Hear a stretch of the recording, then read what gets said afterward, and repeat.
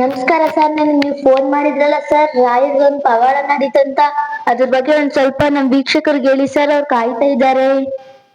ಆಯ್ತು, ಅದ್ರ ಬಗ್ಗೆ ತಿಳಿಸ್ಕೊಡಕ್ ನಾನು ತುಂಬಾ ಇಂಟ್ರೆಸ್ಟ್ ಆಗಿದ್ದೀನಿ.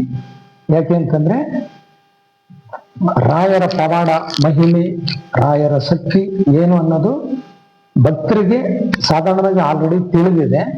ಆದ್ರೆ ಹೊಸಬರಿಗಾಗ್ಲಿ ಬೇರೆಯವ್ರಿಗೆ ತಿಳಿದಿರೋ ಸಾಧ್ಯತೆ ಇರಲ್ಲ. ನಮ್ಮ ಮನೆಯಲ್ಲಿ ಮೊನ್ನೆ ನಡೆದಿರೋ ಒಂದು ಪವಾಡದಂತ ಘಟನೆ ನಾನು ವೀಕ್ಷಕರಿಗೆ ಖಂಡಿತ ತಿಳಿಸ್ಬೇಕು ಅನ್ನೋ ಉದ್ದೇಶದಿಂದ ನಿಮಗೆ ಬರಕ್ಕೆ ಹೇಳಿದ್ದು. ಮೊನ್ನೆ ನಮ್ಮ ಮನೆಯಲ್ಲಿ ಒಂದು ಘಟನೆ ನಡೀತು.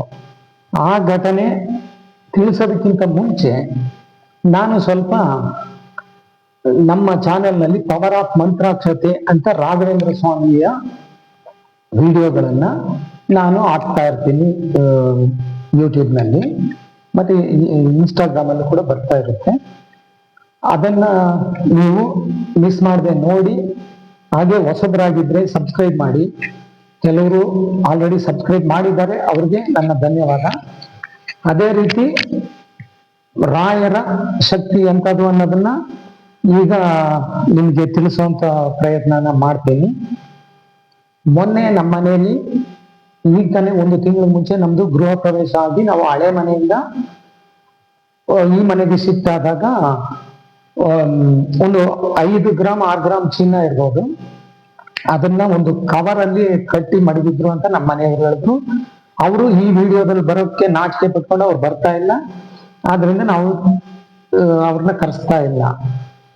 ಅವ್ರಿಗೆ ಇಲ್ಲಿ ಪಕ್ಕದ ಮನೆಯವರು ಈಗ ಜಸ್ಟ್ ಮೊನ್ನೆ ಕೇಳಿದ್ದಾರೆ, ನೀವು ಸರ ಪೋಣಿಸ್ಕೊಂಡಿಲ್ವಾ ಅಂತ. ಆಗ ಅದ್ರ ಜ್ಞಾಪಕ ಬಂದು ಅದನ್ನ ಅವಾಗ ಅವ್ರ ಜ್ಞಾಪಕ ಬಂದೈತೆ. ಆಗ ನೋಡಿದ್ರೆ ಹುಡುಕಿದ್ರೆ ಮನೇಲಿ ಎಲ್ಲೂ ಇಲ್ಲ. ಸಿಗ್ಲಿಲ್ವಾ ಸರ್? ಎಲ್ಲೂ ಸಿಗ್ಲಿಲ್ಲ. ಸರಿ, ಬೇರು ಎಲ್ಲ ಹುಡುಕಾಯ್ತು, ಎಲ್ಲೂ ಇಲ್ಲ. ಆಮೇಲೆ ಏನ್ ಮಾಡಿದ್ರು, ಒಂದು 20 ದಿನಕ್ಕೆ ಮೇಲಾಯ್ತು. ಹಳೆ ವಸ್ತುಗಳನ್ನೆಲ್ಲ ಹಳೆ ಮನೆ ಖಾಲಿ ಆದಾಗ ಅಲ್ಲಿಂದ ತಗೊಂಡೋಗಿ ದೂರ ಊರಾಚೆ ಬಿಸಾಕ್ಬಿಟ್ಟು ಬಂದಿದ್ದು 20 ದಿನ ಮೇಲಾಗಿದೆ. ಸರಿ, ಆ ಸ್ಥಳದಲ್ಲಿ ಇರ್ಬೋದು ಅಂತ ನಮ್ಮ ಮನೇಲಿ ಬೇರೆ ಹೇಳ್ತಾ ಇದ್ರು. ನನಗೂ ಸಿಕ್ಕಾಬಟ್ಟೆ ಬೇರೆ ಕೋಪ. ಏನು ಇವ್ರು ಯಾವುದೇ ಪದಾರ್ಥನ ಜವಾಬ್ದಾರಿಯಿಂದ ಇಟ್ಕೊಳ್ಳಲ್ಲ. ಈಗ ಚಿನ್ನ ಮಾರೋ ರೇಟಲ್ಲಿ ಒಂದು ಬಡವರು 1 ಗ್ರಾಮ ಇರ್ಲಿ, ಒಂದು ಗುಲಗಂಜಿ ಅಷ್ಟು ತೆಗಿಬೇಕಂದ್ರೆ ಎಷ್ಟು ಕಷ್ಟ ಐತೆ. 5 ಗ್ರಾಮ್ಗಿಂತ ಸ್ವಲ್ಪ ಜಾಸ್ತಿನೇ ಇರ್ಬೋದು ಅನ್ಸುತ್ತೆ. ಈಗಿರೋ ಪರಿಸ್ಥಿತಿಲಿ ಅದು ಒಂದು 50-60 ಸಾವಿರ ರೂಪಾಯಿಗಿಂತ ಜಾಸ್ತಿ ಬೆಲೆ ಬಾಳಂತದ್ದು. ನಾವು ಇವಾಗ ತಾನೇ ಮನೆಯೆಲ್ಲ ಕಟ್ಸ್ಕೊಂಡು ಅಲ್ಲಿ ಇಲ್ಲಿ ಹೆಂಗೋ ಕಷ್ಟಪಟ್ಟು ಹೆಂಗೋ ಒಂದು ವ್ಯವಸ್ಥೆ ಮಾಡ್ಕೊಂಡು ಈಗ ತಾನೇ ಒಂದು ಚೂರು ಸೆಟ್ಲ್ ಆಗೋ ಮೂಮೆಂಟ್ ಅಲ್ಲಿ ಇದು ಕೂಡ ಹಾಳಾಗಿದ್ರೆ ತುಂಬಾನೇ ತೊಂದರೆ ಆಗ್ತಿತ್ತು. ಮೇಲ್ನೋಟಕ್ಕೆ ನೋಡಿದ್ರೆ ಇದೊಂದು ಸಾಧಾರಣ ವಿಷಯ, ಇದೇನು ಅಂತ ವಿಷಯನ ಅಂತ ಕೆಲವ್ರಿಗೆ ಅನ್ನಿಸ್ಬೋದು.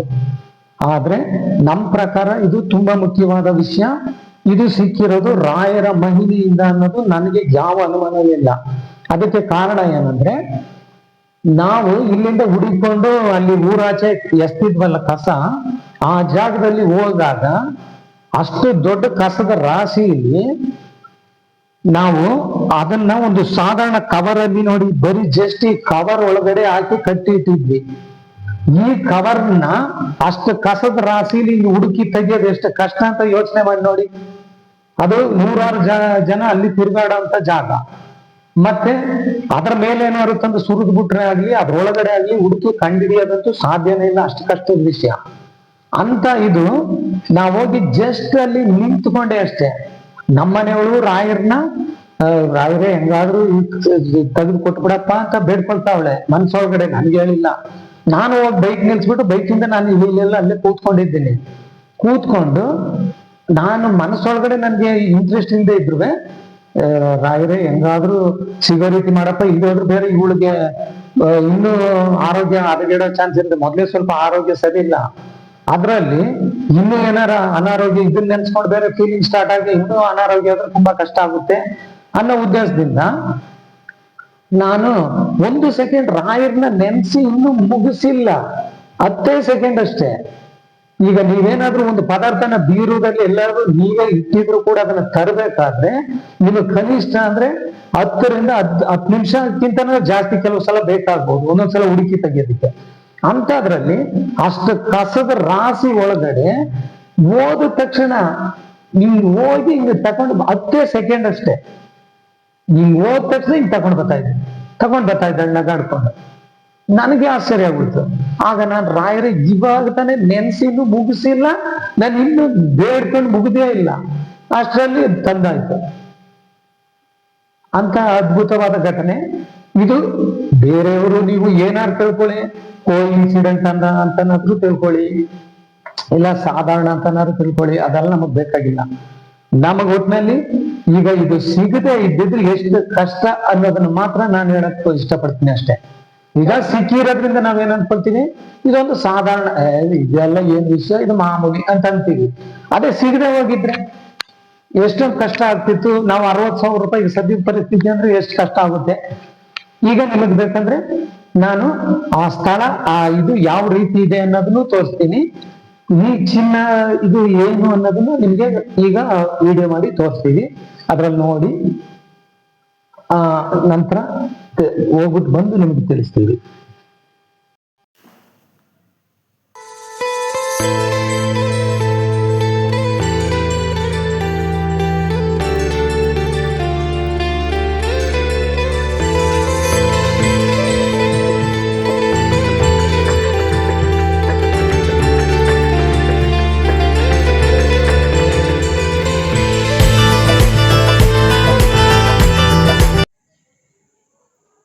ಓಕೆ ರಾಯರ ಮಿತ್ರೆ, ಈಗ ನೀವು ನೋಡಿ, ಈಗ ನೀವು ಕಸದ ರಾಶಿಗಳಲ್ಲಿ ನಾವು ಚಿನ್ನ ತಂದಿದ್ದನ್ನ ಈಗ ನೀವು ನೋಡಿದ್ರಿ.